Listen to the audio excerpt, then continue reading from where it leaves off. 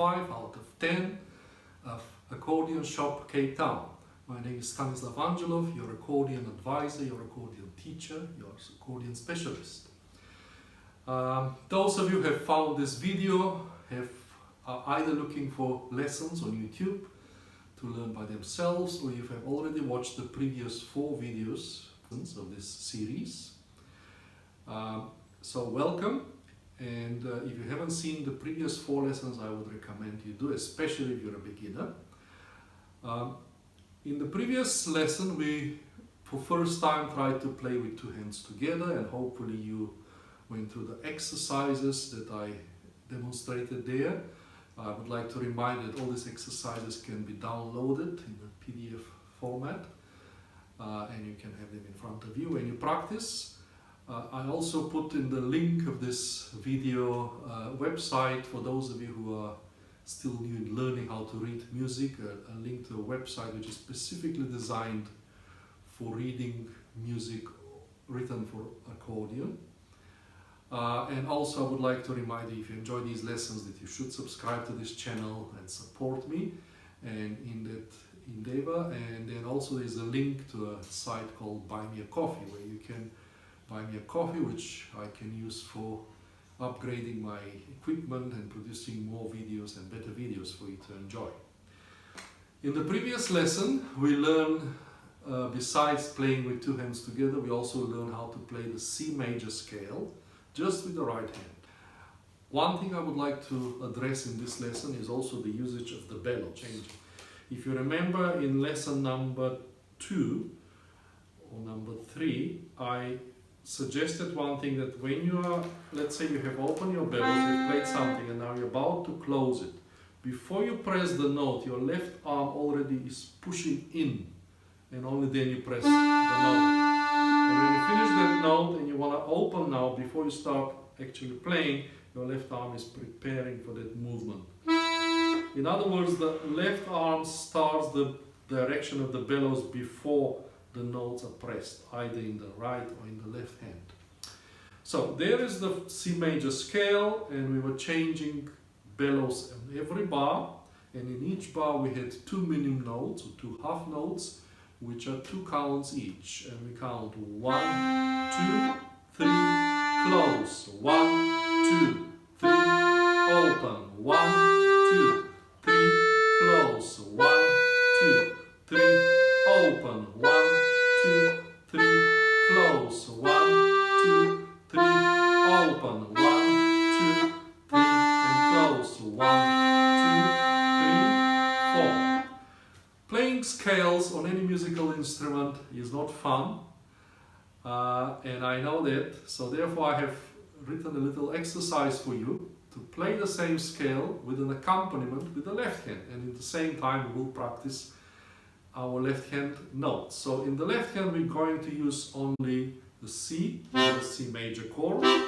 We're going to use the G bass and the G major chord, and then we'll use also the F bass and the F major chord. So nothing new so far, and let's do the first exercise for this lesson.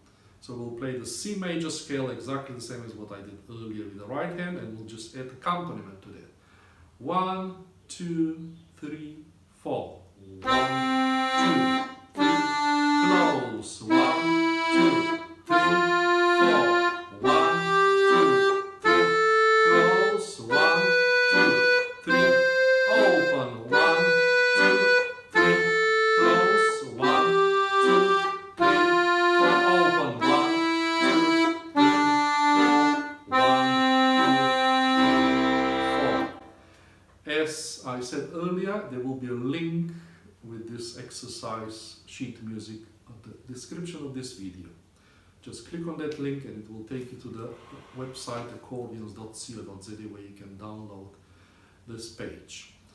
The following exercise, we're going to turn this now into something else, and for those who are still new with reading music, we're going now to introduce a time signature which is called 3/4, when we have 3 counts per bar.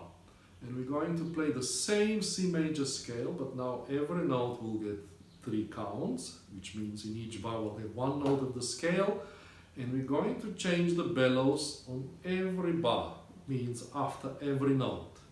So it will be, the fingering for the right hand will be exactly the same, the sequence of the chords in the left hand also will be the same, just the rhythm will be different. Okay, 1, 2, 3. 1, 2, 3. 1, 2, open. 1, 2, 3. 1, 2, 3. 1, 2, close. 1, 2, and open. 1, 2, 3. 1, 2, open. 1, 2, 3. 1, 2, close. 1, 2, 3. 1, 2, 3. 1, 2, 1, 2, 1, 2, And if you remember, we said that every time we finish with the open bellows, we don't push the bellows by itself like this. We press the air button, which is situated on almost every accordion over here with the thumb, and bring the bellows back together. Now I would like to discuss something about the bellows. If you watched videos of good accordion players, you probably have noticed that almost the movement of the bellows is something that you only see, you don't hear it. And that is where your practice and your improvement in your studies will eventually, hopefully, take you. And when you listen to someone who is still learning and a beginner, you don't even need to look at them, you can hear when they're changing the bellows. So what do we do with the bellows? I mean, if you look at it, it's a very, what should I say, very flexible, very loose piece of this instrument. So it can do lots of things, you know. So how do we actually move it? We move it like this, like a fan. When you open a fan, the fan opens like this. And that's the idea when you play the accordion. The bellows will open like this. And then when it closes, it will go back the same route. Now, people will say, why? But if I can do this, why shouldn't I do this? It looks nice. It's true. Sometimes I might do something like this, but I will not do this as a permanent thing. I might do it at the end of a song, or, you know, like to have some visual effect. But why are we opening this way? Because, as you remember in the lesson number 2, when we discussed the posture, we said that if you press a note, the bellows opens by itself. So there is a weight in this part of the instrument that actually leads, almost when you pull the bellows out, you don't need strength. It opens by itself because of that weight.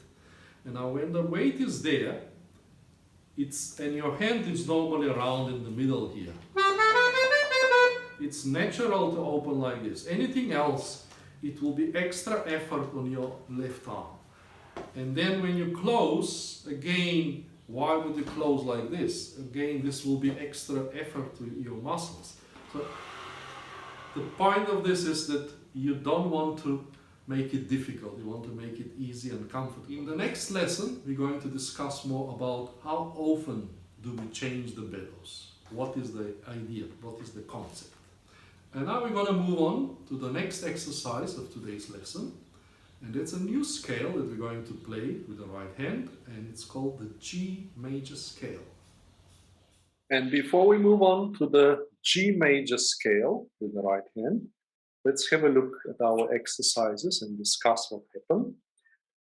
As you remember, we did the fingering, first, second, third finger, and then we moved the hand, we put the first finger on the F note.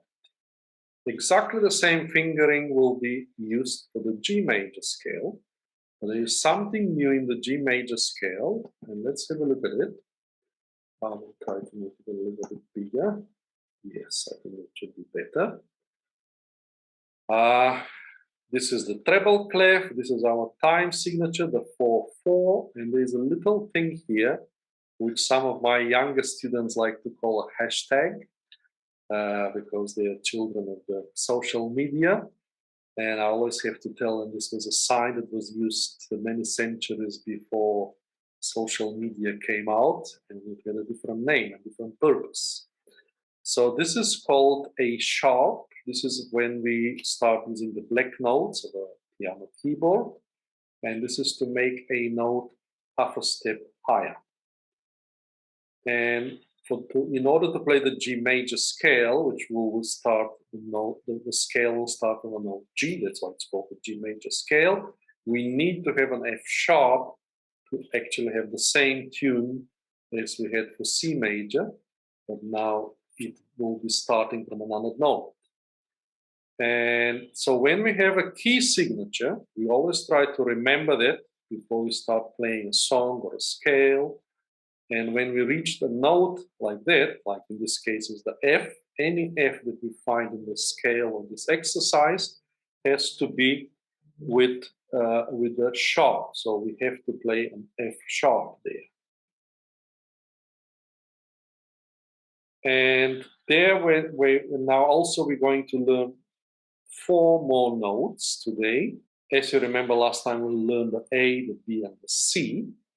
But from now on, we also have D, E, F, and G. Another D, E, F, and G. So these are the notes in the higher octave. And as I mentioned earlier, and if you also look at this note here, if I make it even bigger, you can see that inside it doesn't say F, it says a F sharp. So when we get to that note, we're not going to press the white note for the key, but we're going to press the black note next to it, which is the F sharp. And here is your G major scale, what it looks like, played only with the right hand.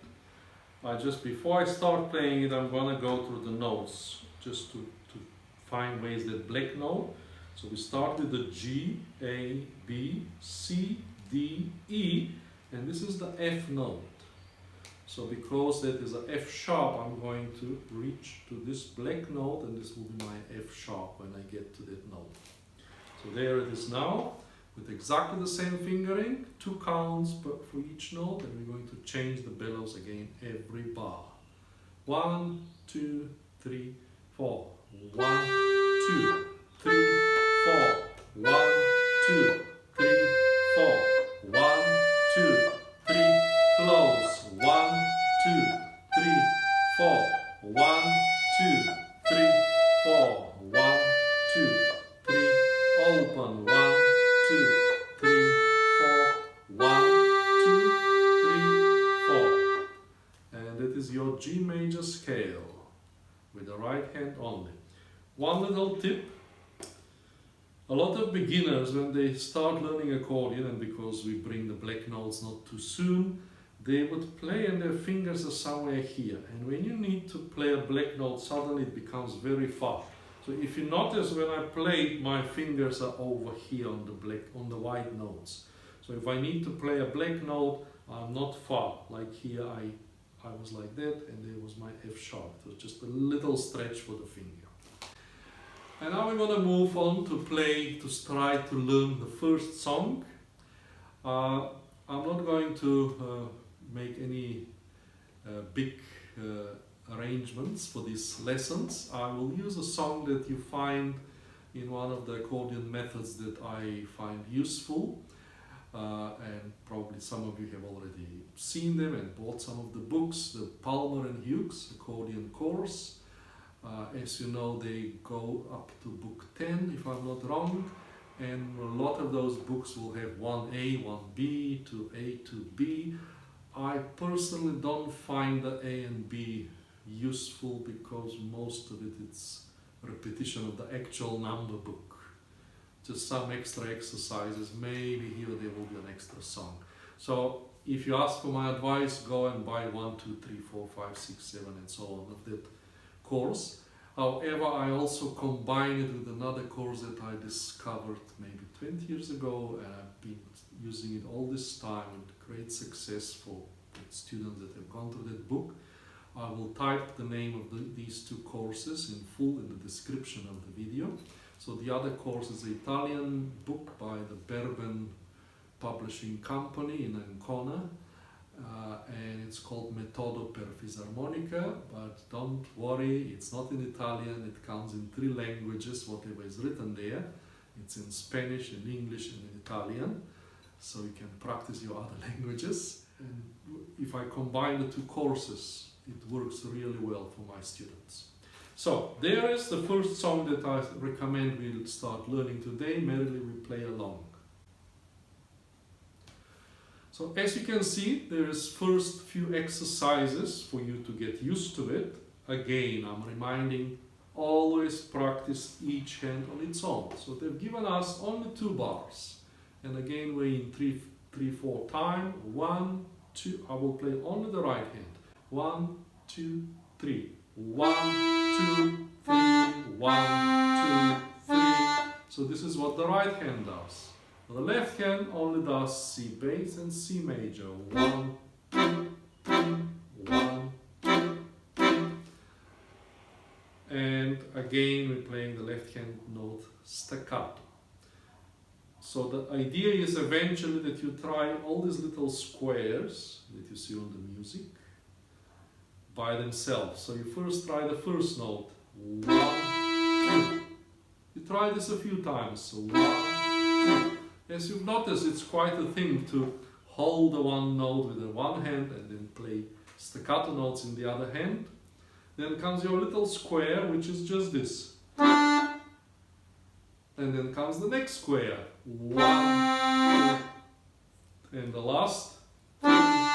Okay, and once you're comfortable with each of these little squares, you can try the 2 bars together, like without stopping. 1, 2, 3, 1, 2, 3. And this is your first 2 bars. Then the next exercise, as you can see on the page, is playing all first 4 bars of the song. 1, 2, 3. 1, 2, 3, 1, 2, 3, 1, 2, 3, 1, 2, 3. So you repeat these exercises for a while until you're really comfortable with them, and then you can continue learning the song. And again, please practice it separately for a while before you start trying together. Another advice is, in every day of practice, don't try to do the whole song from the beginning. Try to get maybe 4 bars together. And the next day you start with the same 4 bars. If they feel easy to play, you add another 4, etc. So there is your song. Merrily we play along with 2 hands together. We're going to change bellows this time every 4 bars for the first time, because the song, the music actually is dictating that we change the bellows like this. There will be a lot of discussions about the bellows changes in the next few lessons. 1, 2, 3.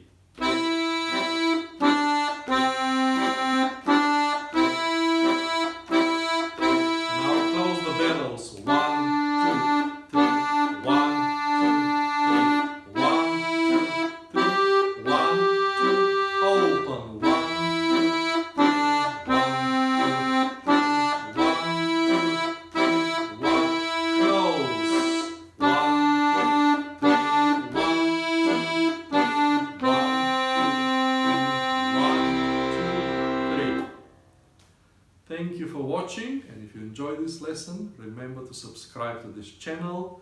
Also, if you'd like to help me with producing better videos and more videos for you, get better equipment, you can follow the link Buy Me a Coffee. And you can buy me a coffee or 2. That can go very far. Thank you.